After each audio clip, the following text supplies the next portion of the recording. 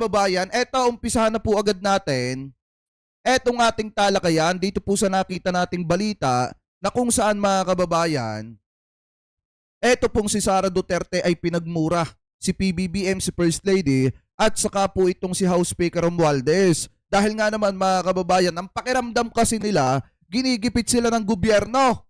At ang pakiramdam mga kababayan, itong si Sara, pinagkakaisahan siya. Pero gaya nga po ng sabi nating kagabi, kung eto lang sana mga kababayan ay nasagot ni Sara ng mas maaga, kung eto lang sana tinapos na niya, noon pa lang mga kababayan at hindi niya iniiwasan, hindi siya nahahantong sa point na ganyan, na kung saan yung kasamahan niya, mako-contempt mga kababayan at kung hindi lang siya nagpapaepal, dyan po sa kamera at dyan pa nag-i-stay, hindi sana maiipalipat or ipapalipat sa Women's Correctional sa Mandaluyong etong kasamahan niya na kanyang tauhan. So ngayon mga kababayan, eto pakinggan natin etong pagmumura ni Sara Duterte kay PBBM at saka po sa kanyang asawa at dito kay House Speaker. I-play na po natin. Ikine-credit natin to kay Maestro Paul. Kanya po yan, hindi po yan natin gagawan lamang po natin ng reaction video. I-play na po natin. The Speaker, na meron kayong committee hearing kanina in the dead of the night to give an order na i-commit doon sa correctional facility. And where is the rule that says kapag may violation sa detention facility ay ililipat sa correctional facility? Ano yun?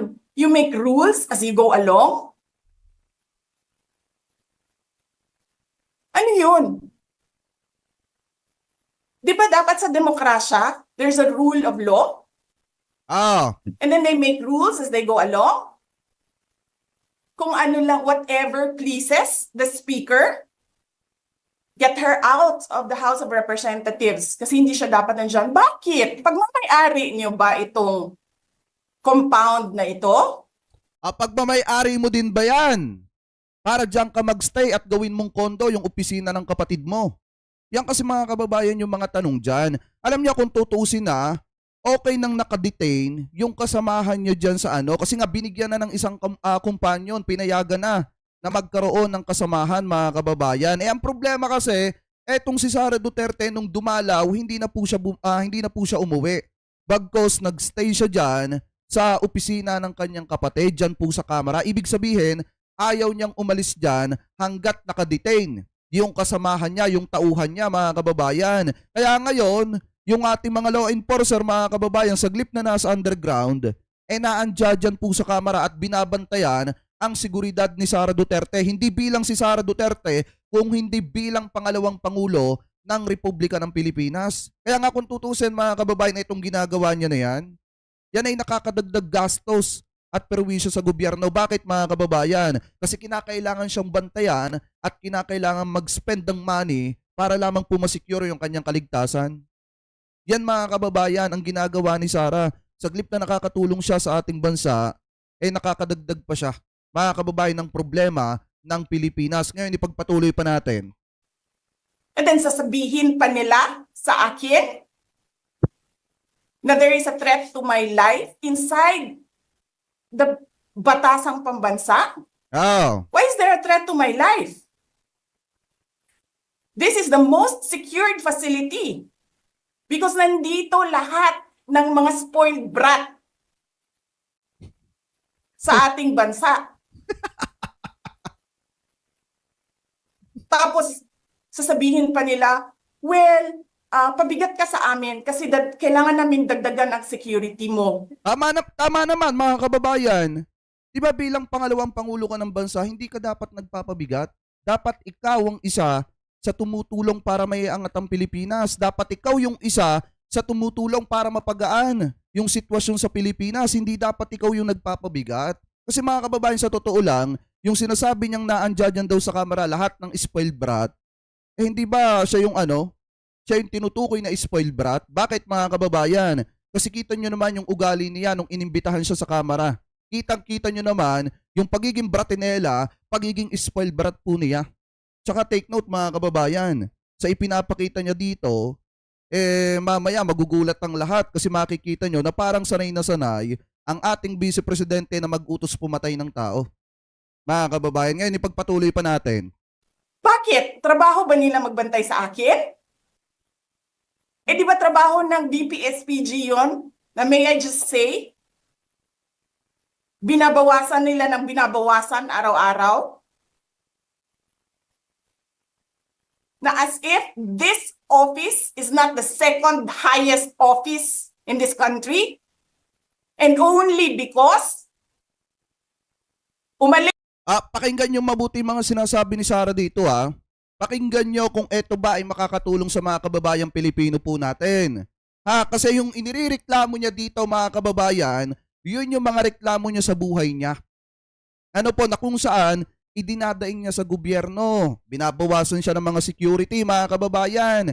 Personal issue po niya. Walang kinalaman sa confidential funds. Pangalawa mga kababayan, yung mga pinagsasasabi niya dito, napakalayo dun sa issue na dapat po sinasagot niya.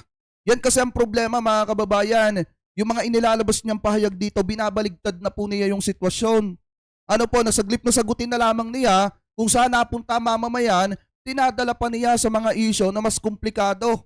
Alam niyo sa totoo lang sinasabi ng mga DDSet na hindi daw po pagbabanta yung sinabi ni Sara Duterte about do sa may nakausap na siya, na di umano tao, baka hitman mga kababayan, na kapag may nangyari daw sa kanya,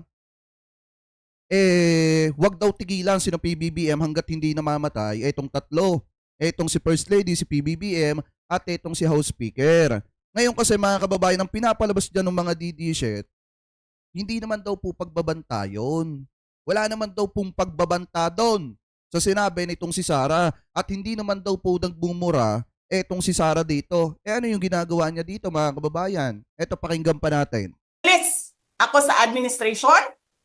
Pinaalis daw siya sa administration.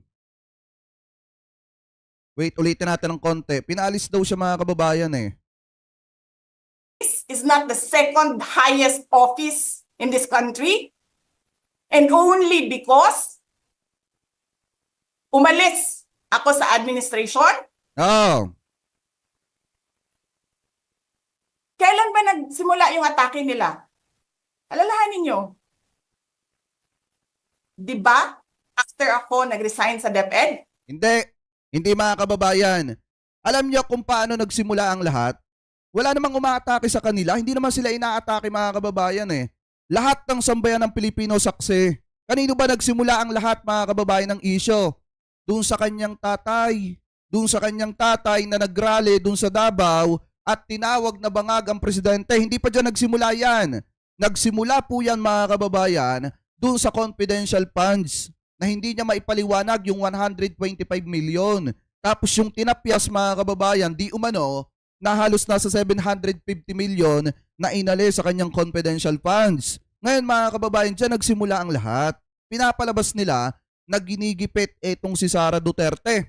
Kasi nga naman, nagkalabasan lumabas na yung baho ni Sara about do sa 125 million na hindi maipaliwanag. Ngayon, nagalit yung kanyang tatay at binira etong kamera. Mga kababayan, pinunterya etong kamera at tinawag ng mga buhaya. Pangalawa mga kababayan, nagkaroon ng rally dyan sa Davao na kung saan habang si PBBM nasa ibang bansa, pinagkatiwala ni PBBM kay Sara yung pamamahala. Pero ano ang ginawa nitong si Sara Duterte? Pumunta sa rally ng kanyang tatay na kung saan tinatawag na bangag etong si PBBM.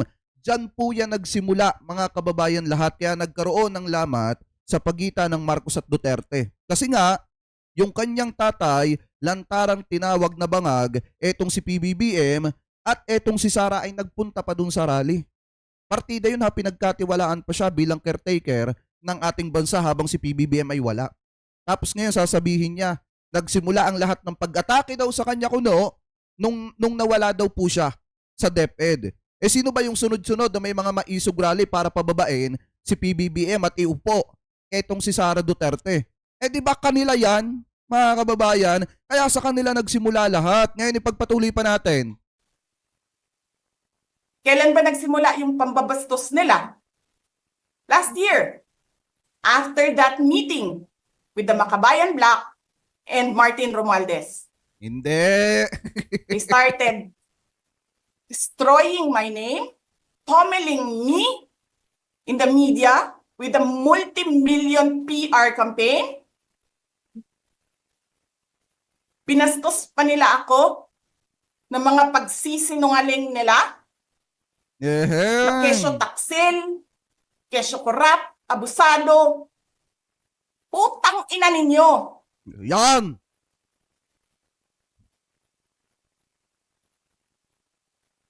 Sino ang korap? Ikaw. Hindi mo maipaliwanag yung 125 million. Hindi mo maipaliwanag yung 612.5 million na pera ng mamamayan kung saan napunta. Eh anong tatawag sa'yo ng taong bayan? Alang ang tawagin kang hindi kurap, eh hindi mo nga maipaliwanag yung pera ng mamamayan. Diba, ipagpatuloy pa natin. Yung mga congressman na yan na nag-hearing, anong sinasabi nila? Pagkatapos, pag na-off na ang mic, pag wala ng media, pasensya na kayo ha. Kailangan kasi namin ng pera. Mag-eleksyon na kasi. Halatang Pakisabi kay halata. Sara ha. Hindi ko naman gusto tong ginagawa ko eh. Eh putang ina, hindi mo pala gusto ginagawa mo eh. Bakit mo sinisira pangalan ko? Joel Chua. Yan. Hindi daw gusto ni Congressman Joel Chua yung ginagawa niya. Yun ang pinapalabas ni Sara Duterte dito sa kanyang press briefing, mga kababayan. Eh ngayon, mamaya, papakinggan natin yung sagot dyan ni Congressman Joel Chua. Ano po ngayon, pagpatuloy pa natin? Ganyan. Ganyan ang bansa. This country is going to hell because we are led by a person who doesn't know how to be a president and who is a liar. Alam nyo anong pruweba ko na sinungaling siya? Tinanong ko, 2 businessman. Matagal na sa negosyo ng bigas.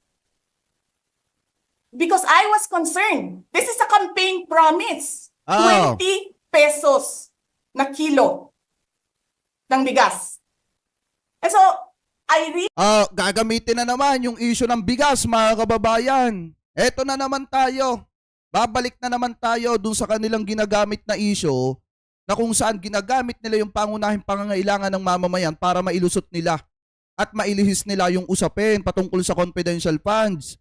Eto, mga kababayan, gagamitin na naman nila yung issue ng 20 pesos na bigas. Uulitin ko lang ulit, mga kababayan, ha. Hindi po yan promise ni PBBM. Yan po, mga kababayan, pangarap ni PBBM na mapababa ng 20 pesos yung bigas. Hindi po niya ipinangako yan. Pangarap po yan ng presidente na kung sana mga kababayan, malaki ang posibilidad na mangyari na maging 20 pesos yung bigas kung nakikipagtulungan lang sana ang mga to. Kaso anong ginagawa ng mga to, mga kababayan? Saglip na makipagtulungan, sila pa ang nangunguna na magkagulo-gulo ang mga tao dito sa Pilipinas. Sila pa ang nangunguna, mga kababayan, na talagang abusuhin yung kanilang pribilehiyo. Katulad na lamang nito, manyapat vice president ka ng Pilipinas, ganyan ka nang umasta. Mumurahin mo kung sino yung gusto mong murahin. Pagkatapos gagamitin mo yung personal na pangangailangan or yung unang pangunahing pangangailangan ng mga kababayan nating Pilipino para makakuha ka ng simpatya. Yan na ba ngayon, mga kababayan, ang kalakaran? Dati nga, kung makikita nyo, kahit ginigipit si former VP Lenny, nakita nyo ba na nagbura yon? Nakita nyo ba, mga kababayan, na nagpasaway na katulad ng ginagawa nitong si Sara Duterte ngayon? Hindi. Kahit ginigipit, pagdating sa budget, gumagawa ng paraan para makapagpatayo ng mga pasilidad, mga eskwelahan, kahit maliit lang yung budget. Hindi siya pinagtatanggol natin si Lenny, pero hindi natin maiwasan na wag siyang ikumpara. Kasi nung panahon ng tatay niya, gano'n naman talaga ang ginagawa nila kay former VP Lenny. Titirahin ng troll, mga kababayan, tapos ang mangyayari, gigipitin. Tapos kahit ginigipit, nakakagawa ng paraan para makapagpatayo ng pasilidad para may maipakitang accomplishment. Yan ang wala si Sara. Mga kababayan, ano po ngayon, ipagpatuloy pa natin. he sat down and talked to a businessman. Sabi ko, sabihin mo sa akin kung magagawa ba yung 20 pesos. Pangalanan mo. Sabi niya, hindi. Napaka-imposibleng gawin yan. Because more than 20 pesos ang cost. Paano ka magbenta ng palugi? Alam niyo, sa totoo lang mga kababayan, kung ako lang yung isa sa mga vlogger na naandi dito, tatanungin ko siya, yan po ba ay ipinangako ni Mr. President o nangangampaign? Pinangako po ba yan ni PBBM nung nangangampanya siya na gagawin niyang 20 pesos yung bigas? Ang sabi ni PBBM, maliwanag pa sa sikat ng araw, na ang pangarap niya ay mapababa ng 20 pesos yung bigas. Magkaiba yung pangarap sa pangako. Tandaan nyo yan mga kababayan. Lawyer pa man din, etong si Sarah. Anyway, pagpatuloy pa natin. So tinanong ko, nagsinungaling ba siya nung sinabi niya? And then he said outright, yes. It's either he did not know what he was talking about, that's so incompetent, or he was lying through his teeth to get the votes of people. Ah, Putang ina ninyong lahat. Martin Romualdez, Lisa Marcos, Bongbong Marcos. ayan. Oh.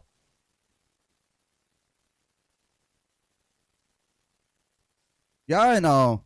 Ginigit-git nyo yung mga tao ko dyan sa envelope na yan. Lisa Marcos, naalala mo, nagpadala ka sa akin ng video? Sinabihan mo ako saan kukunin ang pera. Pinakita mo ang muka ng tao doon sa video message mo. Eto mga kababayan, siguro yung tinutukoy nilang video na pagka daw inilabas ni Sara Duterte, mga kababayan, magiging bal daw ang mamamayang Pilipino. Eh bakit hindi mo na ilabas ngayon pa? Diba mga kababayan, marami pang pasakali eh. Kung makikita niya, nung nakaraan, sinasabi niya, may ilalabas ako na ganito ganyan tungkol kay Romualdez, may ilalabas akong ganito ganyan sa sunod na press con. Nakailang press con na ba siya mga kababayan? Eto, kung meron talagang video, ilabas mo na. Nang masuri na yan, nang matingnan na natin yan. Diba kung talagang meron, bakit hindi ipakita lahat? Para malaman ng taong bayan kung totoo ba yung sinasabi mo. Kasi mga kababayan, mahirap kasi itong mga aligasyon ni Sara Duterte, puro laway lang. Eh yung sa kamera kasi, yung ginagawang investigasyon sa kamera, yung mismong yung mga taong pumupunta doon nagiging resource person, may mga sinumpaang salaysay yon. Eh yung kanya kasi laway lang. Eh kung wala talagang itinatago, bakit hindi mag-take out? Doon po sa kamera mga kababayan at magsalita at ipaliwanag kung saan dinala ang pera ng mamamayan at kung ano ba yung katotohanan doon sa likod ni Mary Grace o Mary Jane Piatos. Di ba mga kababayan, dapat ipaliwanag niya lahat ng yon, pati yung mga envelope na sinasabi na nanunuhol siya. Ayan o, kung titingnan nyo mga kababayan. Anyway, pagpatuloy pa natin. Hi, Nikki! This is she's been working with us for the longest time. We trust her. Ah, You sent me written instructions about money. Millions a month. Anong nakalagay doon sa envelope? DepEd. Anong ginawa ko? Binigay ko sa DepEd. Putak na mukha. kita nyo mga kababayan, no? Wala ka ngang posisyon sa gobyerno. Namimigay ka ng pera ng gobyerno eh. O, pakita mo na! Pakita niya na mga kababayan para makita natin kung ano ba katotohanan doon. Hindi yung ganito, puro laway lang yung aligasyon mo. Eh samantalang yung kamera talagang bawat hearing, eh may lumalabas na laban sa'yo. Kasi nga, may mga taong nagtitestify na talagang yung isa sinuhulan ng 50,000 per envelope mga kababayan na umabot ng siyam na envelope o di 450,000. Pagkatapos, ipinatanggal. Eh ngayon, yung mga taong nagsasalita na yun, may mga sinumpang testimony mga kababayan. Ay etong aligasyon ni Sara Duterte, may ebidensya ba siya? Bakit hindi niya ilabas? 'Di ba? Ipagpatuloy pa natin. Sisirain nyo yung tangal ng mga kasama ko sa Office of the Vice President. Sasabihin nyo sa mga tao, nakaw yan, confidential funds yan. Niwala nga kayong isang proof na confidential funds yan. Naniwala lang kayo sa isang babae na ang pangalan ay Gloria Mercado na nagsabi confidential funds yan, na hindi nyo nga nilabas na wala pang confidential funds, meron ng white envelope. O di pakita mo nga. Dapat, eto mga kababayan, ng Zoom meeting na nga yan eh. Dapat inilabas mo na, ginanon mo na yung video dito kung talaga may katotohanan. Bakit? Dahil hindi pa ba tapos i-edit? At saka dapat, ipinapakita mo na yung mga ebidensya habang nagsasalita ka dyan. Kasi yung nilalabanan niya na mga hearing mga kababayan, yung sinasabi niya na gawa-gawang mga hearing, yung kasi may mga ipinapakitang ebidensya. At nasusukol nga mga kababayan yung mga kasamahan niya. Kaya nga na-contempt etong isa kasi nga sa pangingialam sa mga congressman. 'Di ba ngayon kung titingnan po natin mga kababayan, nanggagalaite etong si Sara kasi yung kasamahan niya na-contempt. Yung kasamahan niya mga kababayan, halos mag-iiyak na, halos mag-hysterical na mga kababayan nung naalaman na ililipat sa Women's Correctional. Ngayon kung titingnan po natin, yan yung mga dahilan kung bakit nanggagalaite etong si Sara Duterte na kinakailangan niya pang mag-aksaya ng panahon para magstay dyan at bantayan yung kaibigan niya at yung kanyang empleyado. Bakit? Dahil ba takot na? Baka tumuga yung kasamahan mo, kaya ginagawan mo ng paraan na hindi magsalita. At kinakailangan pa na dikitan at samahan mo. Bakit? Natatakot ka ba na may malaman ng kamera na tumuga, one day tumuga, na katulad ng ginawa nitong si Garma? Kaya nga kung titingnan natin mga kababayan, tingnan nyo, dito kuhang-kuha yung inis ni Sara Duterte, galit na galit siya dito. Kasi yung kanyang kaibigan na contempt. Ano po, ipagpatuloy pa natin. Kasi 2022 pa lang, tangina mo ka, may utos na Oh, ng pera sa DepEd. Tapos kami yung nagsisinungaling? Nagpipigil ako eh. Kasi gusto ko lang magtrabaho. Gusto ko lang tapusin nyo na yung ng show ninyo dyan sa House of Representatives para makabalik na kami sa trabaho namin. oh. Tapos ganyan ang gagawin ninyo sa amin dahil hindi kami sumusunod sa inyo? Dahil ayaw na namin. Sabi dito, may chismis na jowa daw niya si attorney. O nga, dahil itong si etong si Sara kasi to mga kababayan eh. 'Di ba aminado naman siya, siya LGBT. Eh baka nga mga kababayan kaya nanggagalaite. Di umano kasi na-comment lang naman. Kaya kung makikita nyo, galit na galit siya dito. Tumulong sa inyo? Nanumbat na. Ganito gagawin ninyo? Nanumbat na. Presidente ka. May speaker ka na involved sa bribery ng Supreme Court justices. May video, may kaso, may witnesses. Ah, Hindi mo tinanggal yung speaker mo. Pinabayaan mo siya abusuhin ang pera ng bayan. nasan yung patunay na inaabuso yung pera ng mamamayan? Eto mga kababayan, tanong ko lang naman. Pang-aabuso ba yung namimigay ng akap? Ano po yung namimigay ng akap? Tumutulong sa mga kababayan natin, dinadala yung Bagong Pilipinas Services Fair doon sa mga kababayang Pilipino po natin na nasa laylayan na hindi gaanong naaabot at napapagtuunan ng pansin. ng ating gobyerno noong mga panahon ni Digong. Ngayon, kung titingnan po natin mga kababayan, yan ba, pag-aaksaya ba ng pera ang pagtulong sa mga kababayan natin? Hindi, tanong lang naman. Kasi di ba kagabi ang tanong ko nga sa inyo, kanino ba kayo, saan ba kayo? Doon sa namimigay ng ayuda pero hindi hinihingi yung boto ninyo? O doon sa ayaw magbigay ng ayuda pero hindi nyo alam kung saan dinadala ang pera ninyo? Eh ang tingin pala niya mga kababayan, doon sa pamimigay ng tulong sa mga kababayang Pilipino po natin, pag-aaksaya lang daw ng pera. Pag-aaksaya lang daw ng pera yung ginagawa ni Romualdez na pagdadala ng bagong Pilipinas, service fare, doon sa mga kababayan nating nasa laylayan ng Pilipinas. Yan ang tingin niya mga kababayan. Ngayon, ipagpatuloy pa natin. Paikot-ikot sa buong bansa, namimigay ng pera na para bang kanya O yan, di ba? yung pera. Paikot-ikot daw sa buong Pilipinas, sa buong bansa, namimigay daw po ng pera doon sa mga kababayan natin.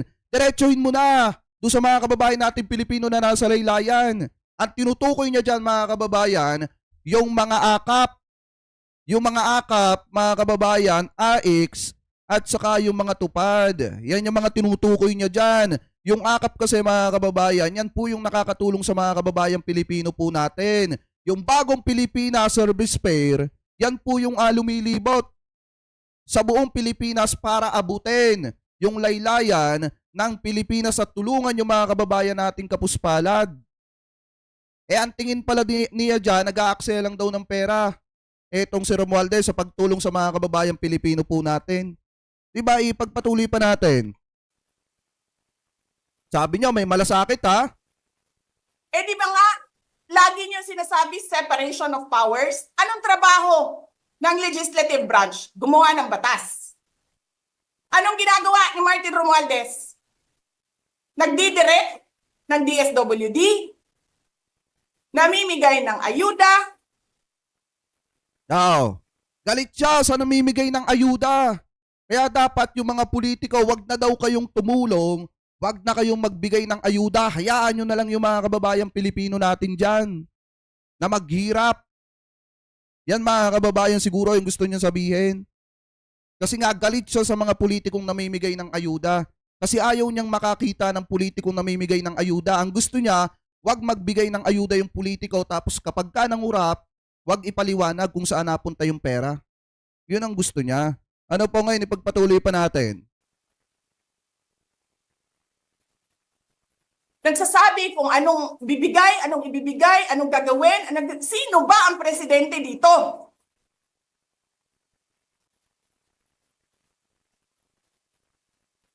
Alam nyo, alam namin, mali ang ginagawa ninyo.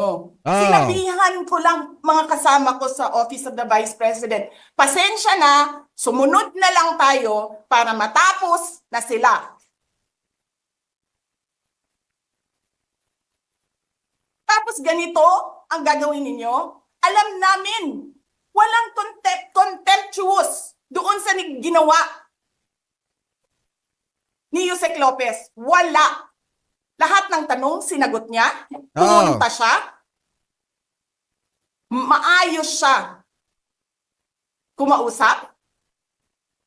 And then sasabihin ninyo sa amin, bakit kami susulat sa COA? Bakit hindi kami susulat sa COA? Hindi tapos ang appeal namin. Hindi tapos ang audit namin. Tapos buhaghag na ninyo tanan ang gisubmit namo sa COA? Bakit pa naman nga kasi talaga ganon? Hindi pa naman nga daw tapos yung ginagawa, yung appeal nila sa COA, mga kababayan. Hindi pa daw tapos yung investigation. Bakit pa naman daw kasi mga kababayan, etong kamera, gusto agad malaman yung mga record mga kababayan ng confidential funds nitong si Sara Duterte ng kanyang opisina dyan sa COA. Kaya ang ginawa ng kanyang head of staff, yung kanyang etong si Atty. Lopez mga kababayan, sumulat dito kay COA na wag munang magbibigay ng mga record at mga documents mga kababayan dyan po sa kamera. At yun yung naging dahilan kaya na-contempt etong si Lopez dahil sa pangingialam niya mga kababayan sa mga congressman. Yan yung dahilan dyan kaya nanggagalaite etong si Sara kasi hindi pa naman daw talaga tapos, mga kababayan. Eh bakit ba naman daw etong COA ay magbibigay ng mga ebidensya at mga documents dyan po sa Kamara, sa investigasyon ng Kamara? Yan yung ikinagagalit na dyan. Ano po ngayon, ipagpatuloy pa natin. Tama ba yun? I have a video of Chairman Gamaliel Cordoba. Labas na! Sinasabi niya, mali, mali, mali, mali ang ginawa niya. Tama ba yun? Ikaw ba ang auditor? Ikaw ang appeals. Wala pa kaming audit? Sasabihin mo na mali kami?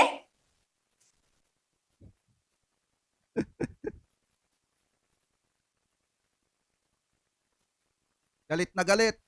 Hindi pa kayo nakakita ng kalaban na tulad ko. Nagpigil ako na nagpigil. Kasi masama sa bayan. Hindi maganda ang political instability. Oh,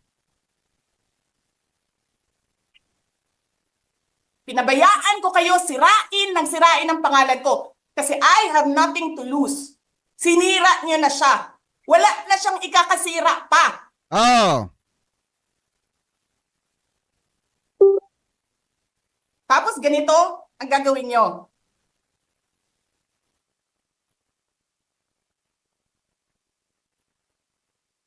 Gagalaiti siya, oh. Hindi ko alam paano nakakatulog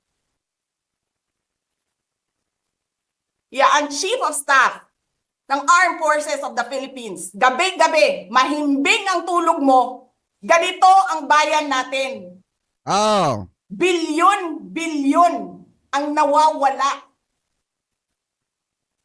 Tanungin nyo si Congressman Ungab, Chairman ng Ways and Means, Chairman ng Appropriations Committee. Sabi dito sa comment, tuwang-tuwa si Badoy. Alam nyo mga kababayan, yung ibang kasama dito ni Sara, mga abogado yan. Pero hindi nila napagsabihan si Sara na maghinay-hinay sa mga binibitawang salita. Kasi mga kababayan, ang mangyayari kasi dito, ang ginagawa niya, mamaya ang gagawin niya dyan, manghihikayat na sila sa mga tao na mag-aklas, magrebelyon mga kababayan, laban sa gobyerno. Kaya nga dapat kung tutuusin, kung sakali na mangyari man yan, dapat mag-ano na si PBBM ng martial law. Kasi mga kababayan na itong mga ito, pihado gagawin nila yung katulad na nangyari dati. Kasi 'di ba nagpauna na nga ng salita etong si Sara na kapag may nangyari sa kanya, ipapa-assassinate niya etong si PBBM at saka si First Lady at si Romualdez. Ibig sabihin, talagang etong si Sara pinag-iisipan na ang buhay ng presidente mga kababayan. Pinagtatangkaan niya na. Tapos sasabihin ng mga taga-suporta niya, hindi daw pagbabantayon. Kaya nga dapat mga kababayan, kapag ka nagsisimula ng mag-aklas, ang mga ito dapat magsagawa na si PBBM ng martial law. Kasi guguluhin lang ng mga ito ang Pilipinas mga kababayan.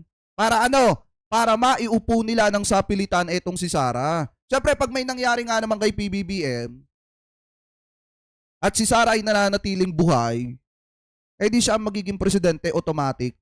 Siya ang papalit kay PBBM. Anyway, ipagpatuloy pa natin. Tanungin niyo siya, paano nawawala ang pera?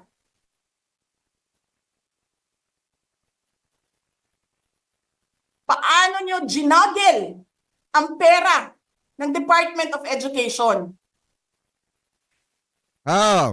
Martin Romualdez. Yung issue sa kanya, ibinabato niya kay Romualdez, mga kababayan. Diba, lahat ng ibinabato kay Sara ngayon, binabaligtad niya na. Dito sa mga sinasabi niya. Yung about sa mga confidential funds, yung about sa pera ng DepEd mga kababayan na hindi alam kung saan napunta, na ginastos ng 11 days. Eto na, binabaligtad na niya at pinapalabas niya na si Romualdez ang kumuha ng pera. Mga kababayan, ganun yung sinasabi niya dito. Ano po, ipagpatuloy pa natin.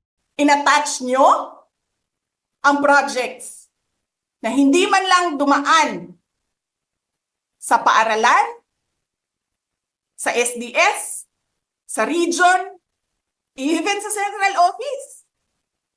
Basta na lang listahan ng mga congressman. 19 billion.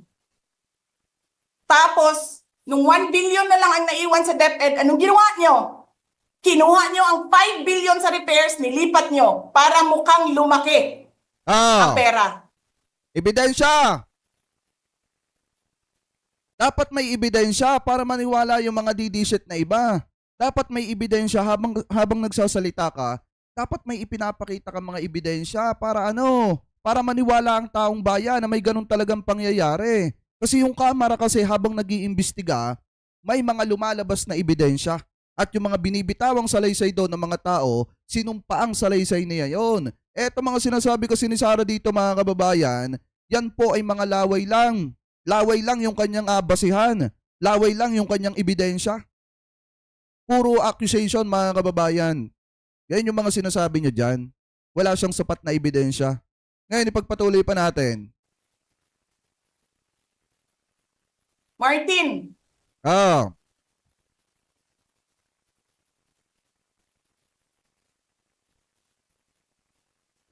nangangampanya tayo. Nakasakay tayo sa eroplano. Magkatabi tayo. Nagrereklamo ka, putang ina ka, walang pera. ah, Kasi, ano sabi mo? Gium-um ni Lisa Marcos o ni BBM ang kwarta. kinuha daw. Walang pera sa kampanya kasi hindi nagbibigay si BBM at si Lisa. Ah. Ginigipit.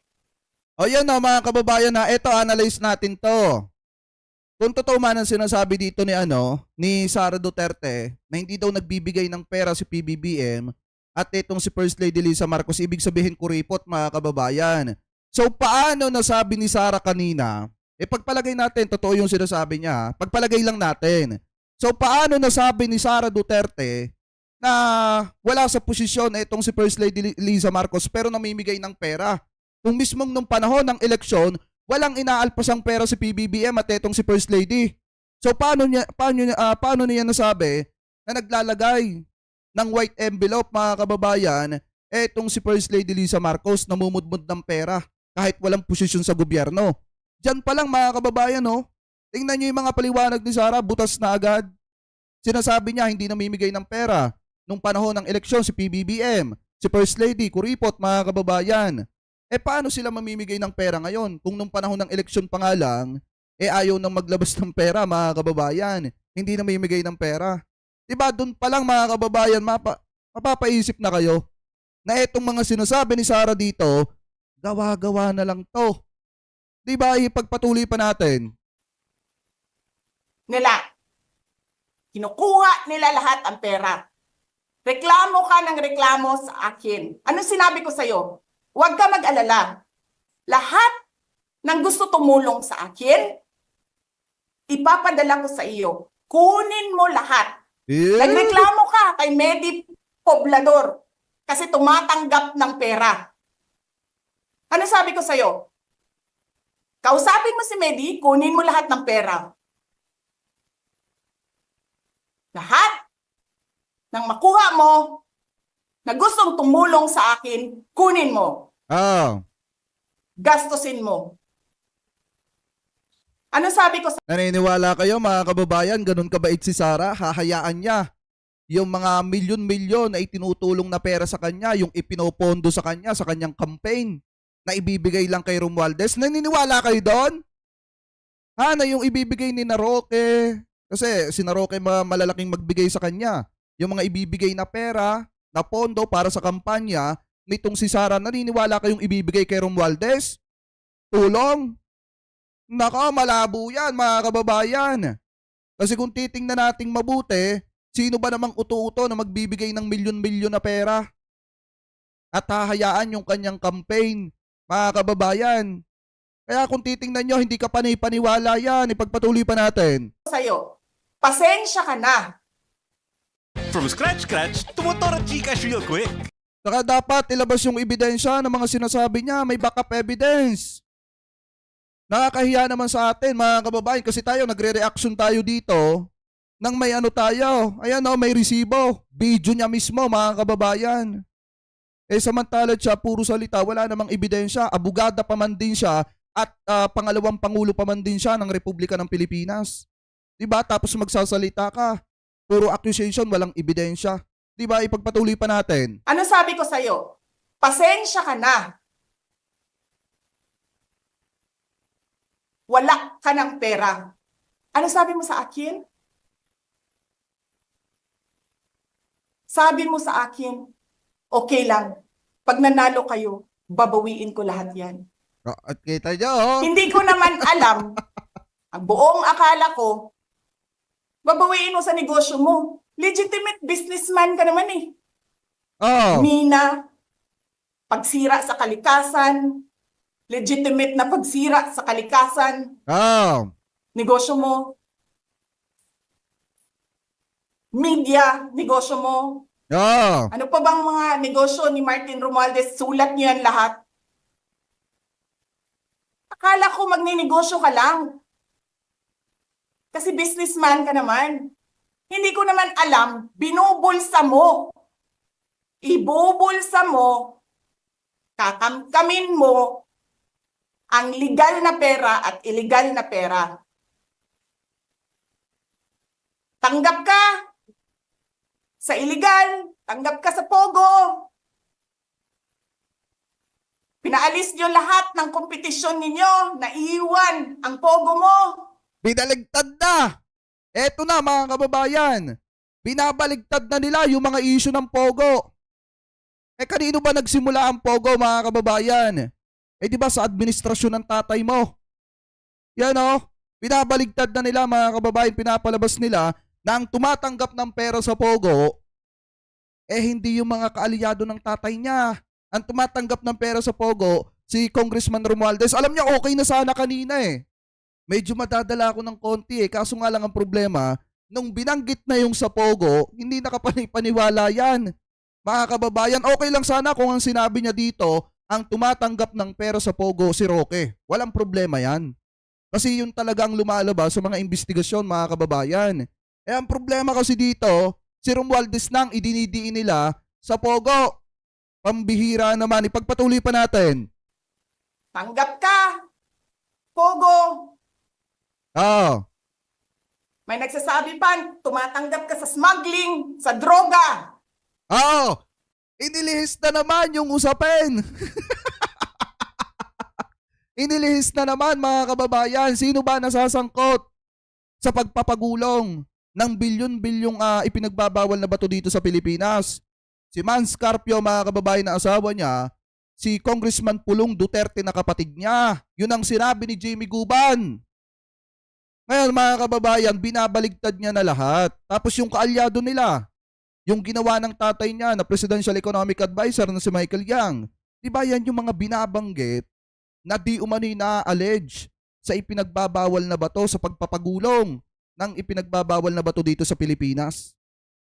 Ngayon mga kababayan, eto nga yung sinasabi ko sa inyo kagabi. Yung mga ilalabas pa ni Sara, mga pagbaligtad na lang. Kumbaga, babaligtarin niya yung issue ng Pogo, ibabato niya kay Romualdez, babaligtarin niya mga kababayan, yung ipinagbabawal na bato, ibabato niya kay Romualdez para maisalba yung imahe na mga kamag-anak niyang na-allege sa ipinagbabawal na bato. Ano po tsaka sa Pogo. Ngayon, ipagpatuloy pa natin. Tapos kuha ka dito sa National Treasury. Akin ito, akin ito. Babawiin ko lahat.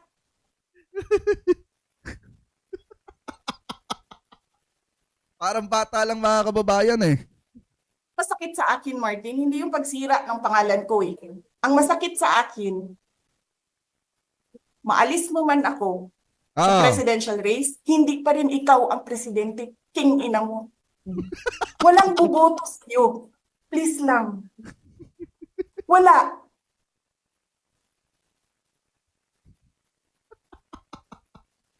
Hindi ka nga dumadaan ng contest eh. Kasi wala kang kalaban sa Tacloban. Kasi Ang pinoproblema pala ni Sara dito, mga kababayan, baka mapaalis siya ni Martin Romualdez. At pag napaalis siya, mga kababayan, baka hindi si Martin Romualdez yung maging presidente. Kasi ang sabi niya dito, mapaalis mo man ako, hindi pa rin ikaw ang presidente. Napakalayo pa ng eleksyon, mga kababayan. Pinoproblema na agad ni Sara Duterte yung 2028. Magkakaroon pa ng 2025 midterm election.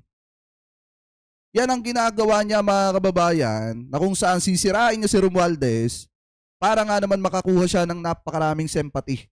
Ano po sa publiko. Anyway, ipagpatuloy pa natin at para mailihes yung confidential funds. Kasi ang layo na, palayo na ng palayo. binibili mo, pinapakidnap mo, hinaharas mo ang mga kalaban mo. Hindi ka dumaan ng contest. Ang alam mo lang, kasi mayaman ka, bibiliin ko lahat ng tao ng pera. Kaya pobre man mong tanan, kwarta na may inyo. Ah, There is nothing in you except money. Yan lang. Martin, harapin mo yung katotohanan. Walang walang boboto sa'yo. Senador man, Vice President man, President man, walang boboto sa'yo. Hindi ko nga alam kung mananalo ka pa ngayon sa Tacloban eh. Palamang hindi na. Sinong gusto sa lahat sa buong Pilipinas ang ibalik ka sa Kongreso? E di lahat ng tao pupunta yan doon sa Tacloban, mangangampanya yan sa kalaban mo. ah. Kasi magnanakaw ka. Kita nyo, mga kababayan, yung magnanakaw, nag-aakusa ng magnanakaw doon sa isang tao na wala namang ginagawa sa kanya. Hindi siya pinagtatanggol natin si Romualdez, ha? Pero mga kababayan, hinamon lang kasi siya ni Romualdez na umatendang kamera para ipaliwanag yung milyon-milyon na pera ng taong bayan na hindi niya na inubos ng 11 days pero hindi maipaliwanag kung saan dinala.